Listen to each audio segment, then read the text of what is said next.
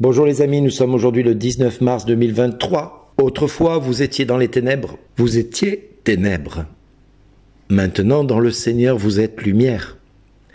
Alors conduisez-vous comme des enfants de lumière. Or la lumière a pour fruit tout ce qui est bonté, justice et vérité. Et sachez reconnaître ce qui est capable de plaire au Seigneur. Ne prenez donc aucune part aux activités des ténèbres, parce qu'elles ne produisent rien de bon. Démasquez-les plutôt. Voici le programme que Paul, aux Éphésiens, nous invite à prendre comme décision.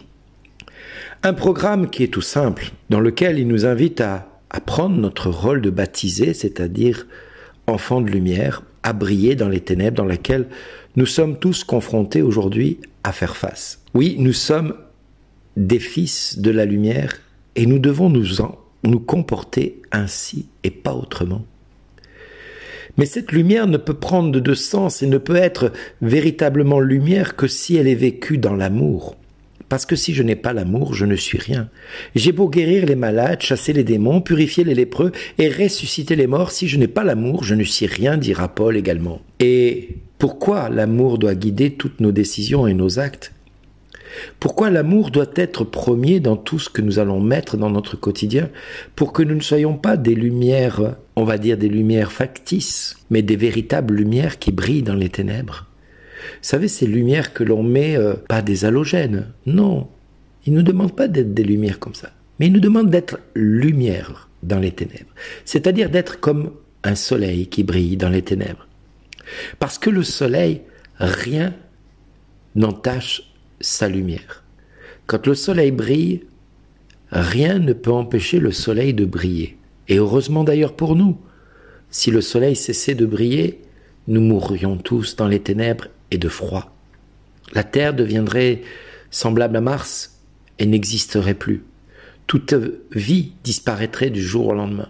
C'est parce que le soleil brille que nous pouvons vivre et respirer et être au quotidien ce que nous sommes et espérer un lendemain meilleur. Alors cet aveugle que Jésus va guérir en utilisant sa salive et la boue pour en faire de la boue avec la terre, il va lui dire « Va à la piscine de Siloé, va te laver là-bas ». Siloé qui veut dire « envoyer ».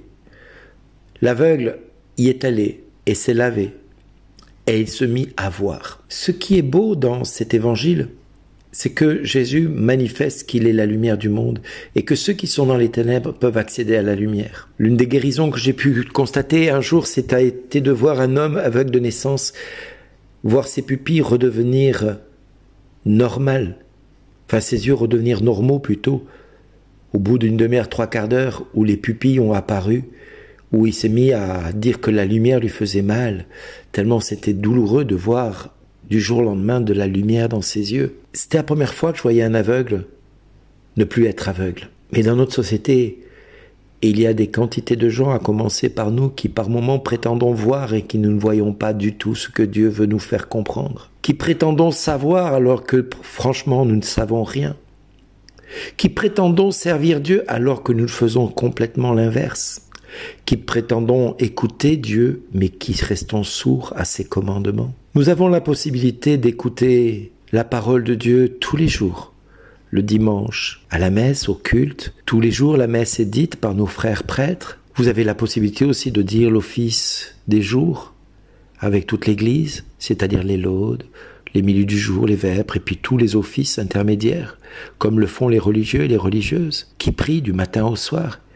Certaines communautés ont 5 offices, d'autres en ont 7, d'autres 9, parce qu'ils y rajoutent le chapelet, ils y rajoutent l'adoration du Saint-Sacrement, ils y rajoutent toutes sortes de moments où ils vont vivre un temps de proximité avec Dieu. Ils sont en quête de sortir de ces ténèbres en cherchant auprès de la lumière ce qui peut les éclairer sur leur manière de vivre, sur leur manière d'être proches auprès de Dieu et d'écouter Dieu les enseigner. Ces religieux, ces religieuses que beaucoup de nos frères évangéliques considèrent comme des gens idolâtres parce qu'ils se mettent à être dans une congrégation religieuse et qu'ils ont soi-disant un esprit religieux, eh bien j'ai envie de dire à tous nos frères, heureusement qu'ils sont là pour prier à la longueur de la journée, toute la journée, parce que s'ils s'arrêtaient de prier, nous cesserions de respirer, nous cesserions immédiatement de vivre, parce qu'ils sont l'oxygène,